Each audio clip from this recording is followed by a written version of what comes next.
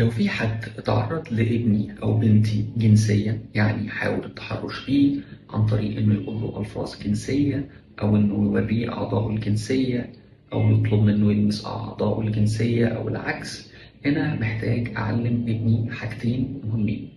الحاجة الأولى إنه يقول له بصوت عالي: لأ، ده جسمي.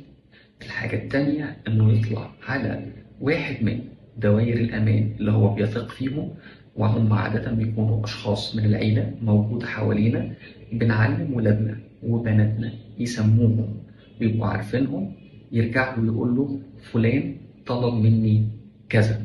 طيب، هيبقى هنا في استثناء.